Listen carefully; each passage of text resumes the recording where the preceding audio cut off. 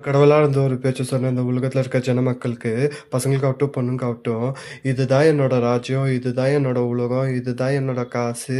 நான் இப்படிதான் எல்லாரையும் ஹர்ட் பண்ணுவேன், இப்படிதான் எல்லாரையும் திட்டுவேன், இப்படிதான் அடுத்தவங்கள குத்தி காட்டுவேன்னா" அவங்க இந்த உலகத்துல வாழவே முடியாது. ஏன்னா, அவங்க பல தோஷம், பல நிம்மதிய இழப்பாங்க.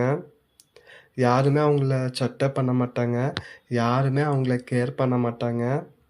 ஸோ, அவங்க இப்படிதான்னு தண்ணி தெளிச்சு விட்டுருவாங்க. ஸோ, யாருமே அவங்கள டோன்ட் கேர்ன்னு சொல்லிட்டு தூக்கி போட்டு போயின்னே இருந்துருவாங்க. ச்சீ! அவங்க அப்படிதான்டா. அவங்கலாம் திருந்தவே மாட்டாங்க. அவங்க கிட்ட குணமே அது அப்படிதான் இருக்கு. அவங்க கடவுள் அப்படிதான் அவங்களுக்கு அப்படி குடுத்துருக்காங்கன்னா, அவங்க வந்து நெனச்சுப்பாங்க. அப்புறம் கடவுள் என்ன நெனச்சுப்பாரு, பார்றா இவன நான் கீழ அனுப்பிச்சதுக்கு எதுவோ, இவன் பண்ணின்னுருக்கிறது எதுவோ கடவுள் அப்படி நெனச்சுட்டு உங்களுக்கு கேம் விளையாட ஆரம்பிப்பாரு. என்னைக்கும் மனசு, மூளையும் சுத்தமா இருந்தா, எல்லார்கிட்டயும் நம்ம சுத்தமா இருக்கலான்ட்டு நம்ம நெனைப்போம்.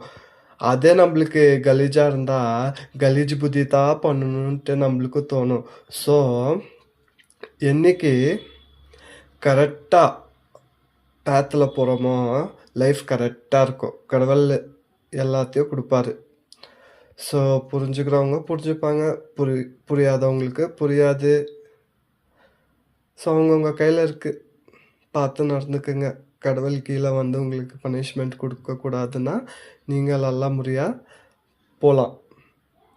அப்படி உங்க ஆணவத்துல நீங்க ஆடணும்னாக்கா, ஆடுங்க. உங்களுக்கு தான் எல்லாமே கெட்டது நடக்கும்.